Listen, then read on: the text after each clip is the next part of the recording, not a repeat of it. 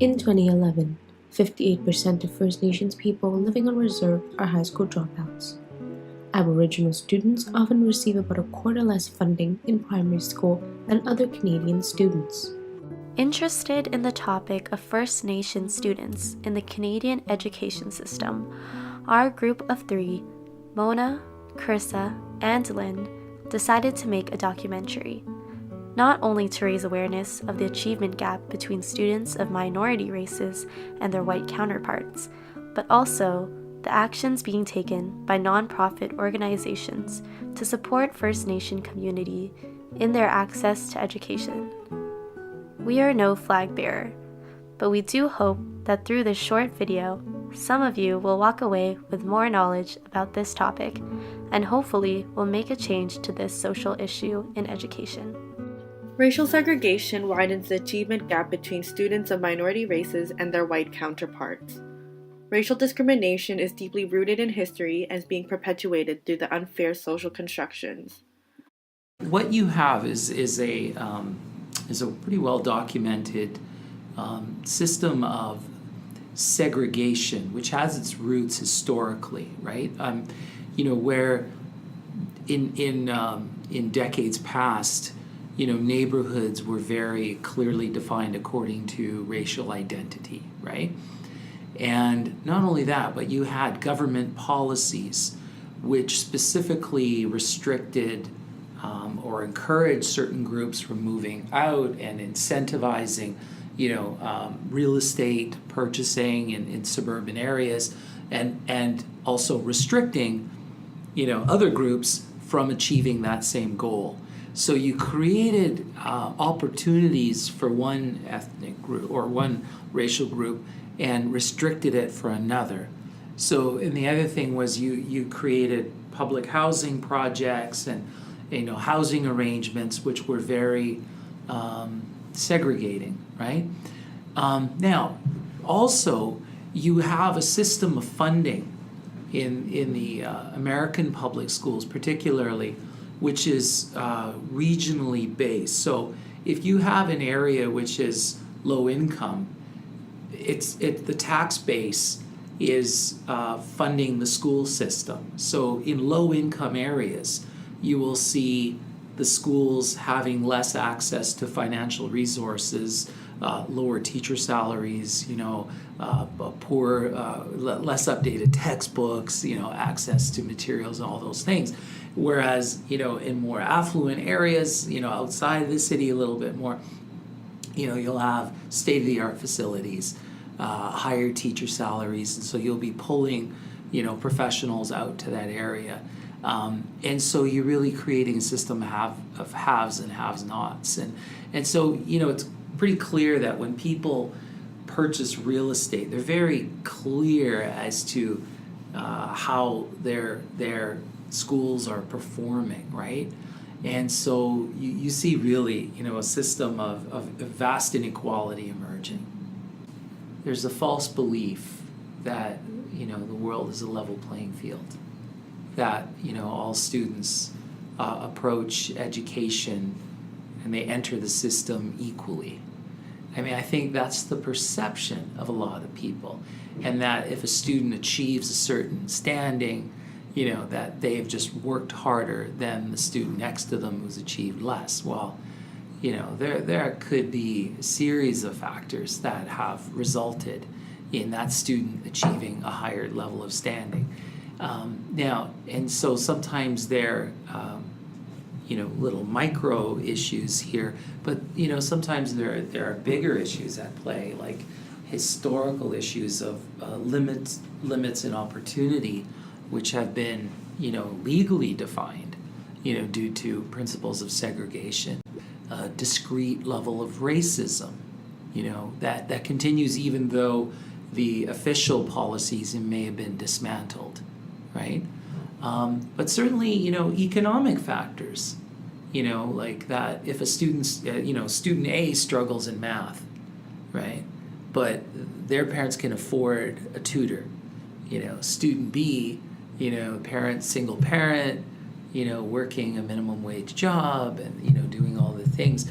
well, they're just not in the ability to, in the same place to support their child.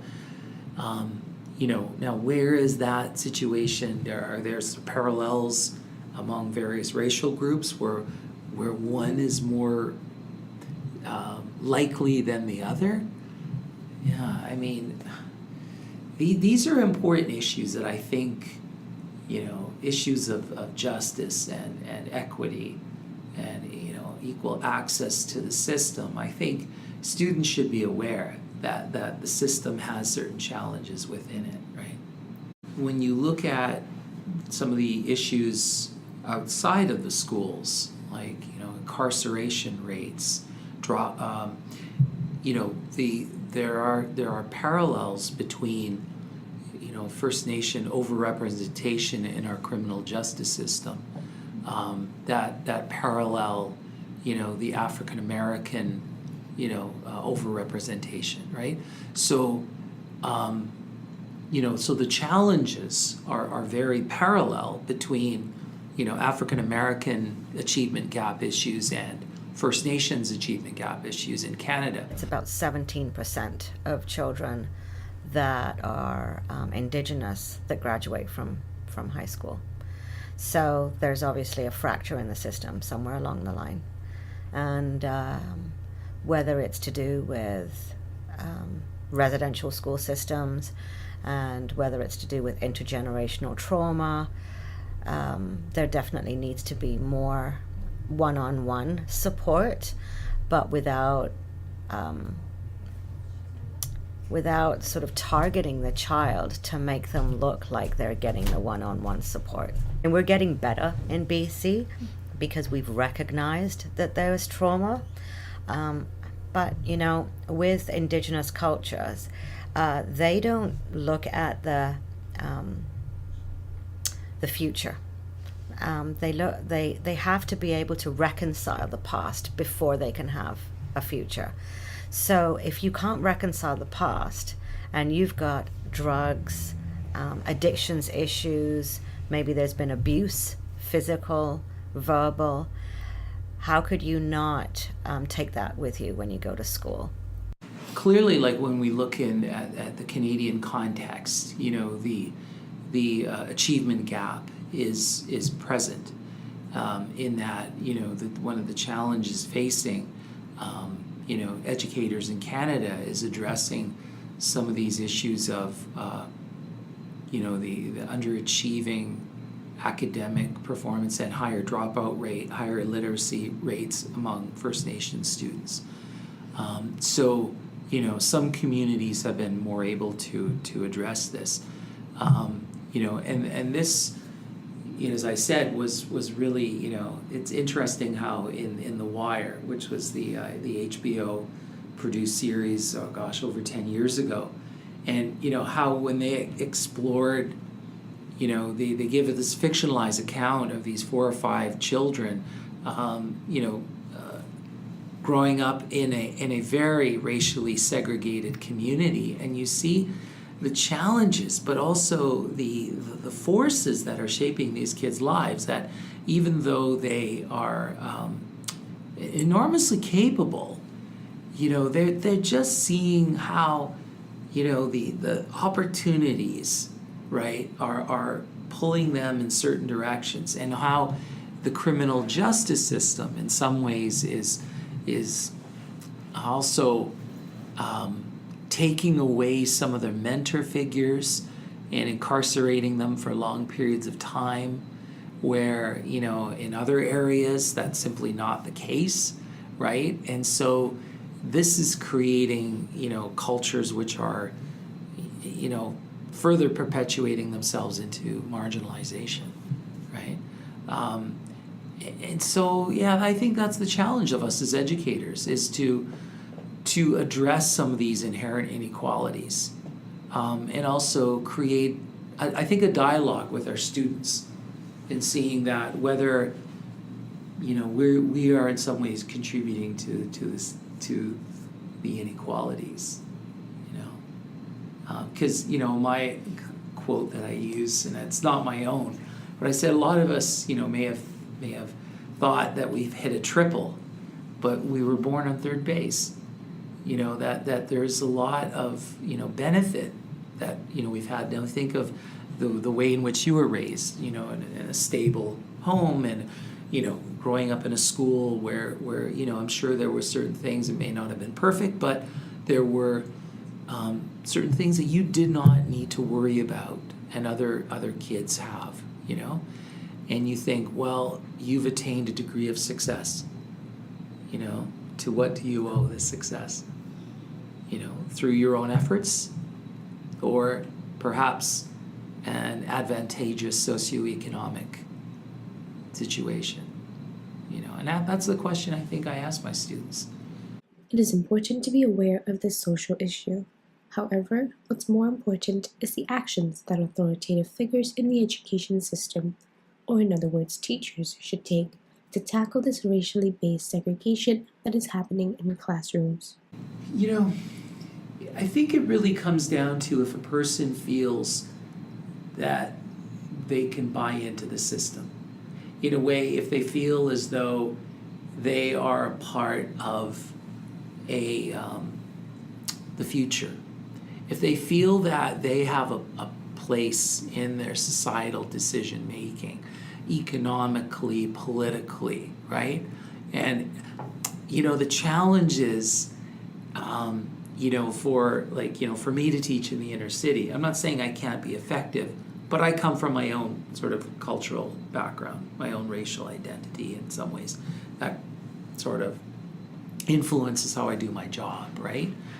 And so I think it's important to encourage leaders in their own community. I mean, this goes back to Freire's, pedagogy of the oppressed, in the sense that you're creating more of a dialogical system of education, right? As opposed to, what they call the banking model, which is sort of filling these kids' heads with information that they don't feel particularly connected to.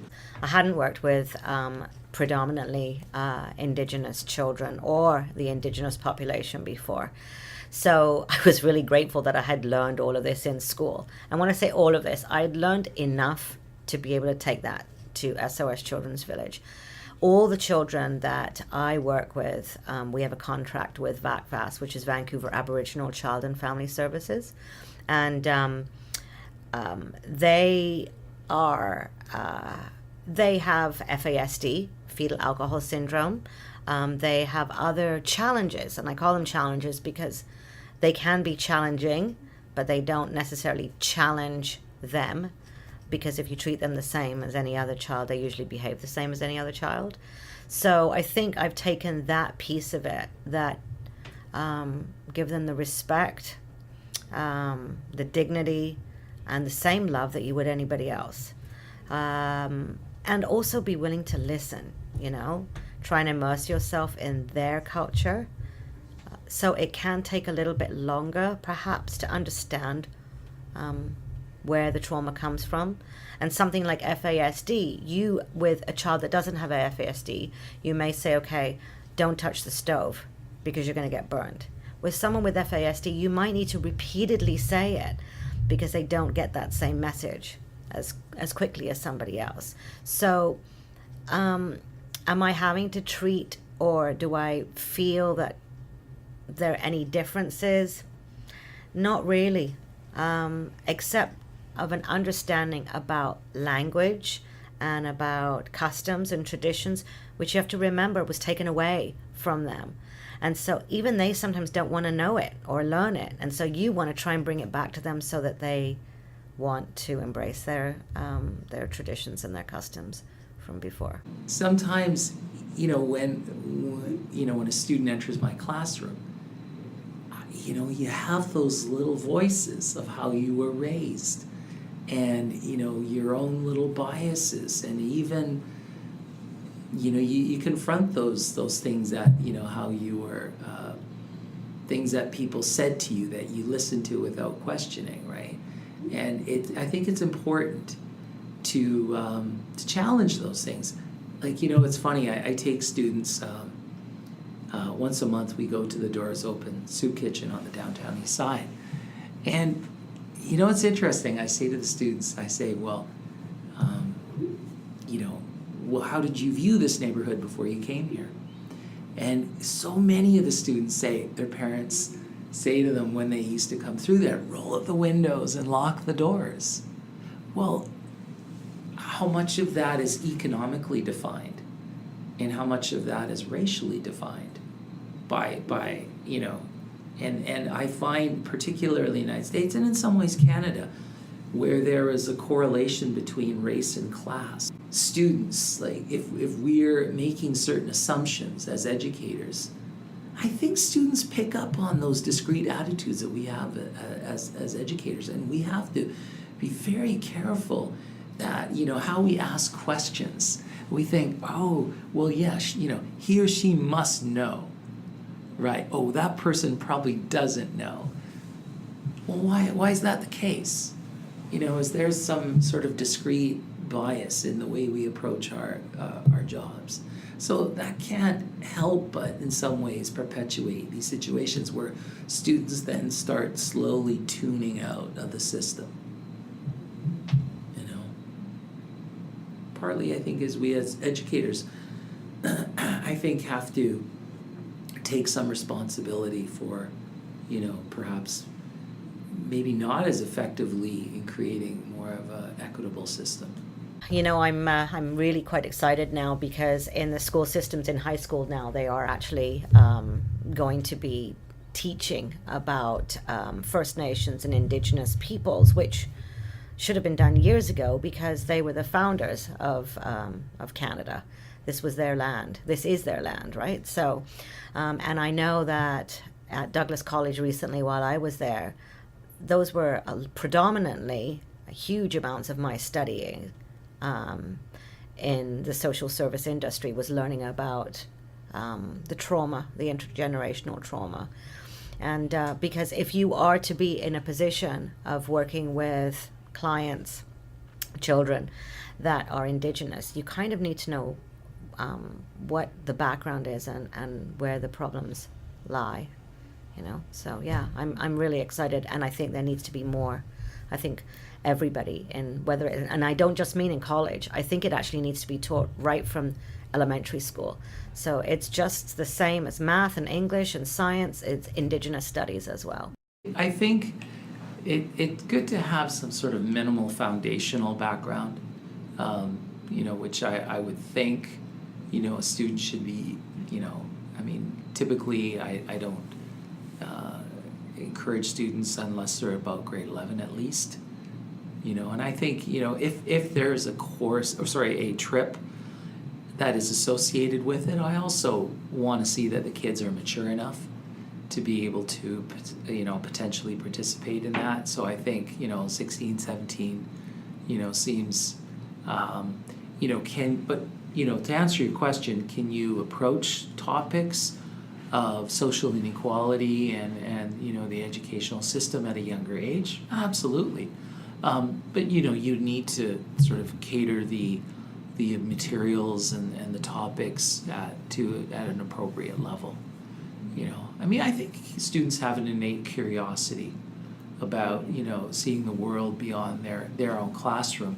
And I think as our world is becoming more technologically interconnected, for us to be able to, show them and to connect them and seeing the challenges that other students face, I think is really important. Now that can be done, in different ways that match the appropriateness of different ages, right? Regardless of when social justice issues can be discussed in class, students should be aware of these issues, and the best place to start is a safe space of school. Hopefully, by improving the education system to provide knowledge that the students need, students can become aware that they can one day start a ripple effect and gain equality for their people.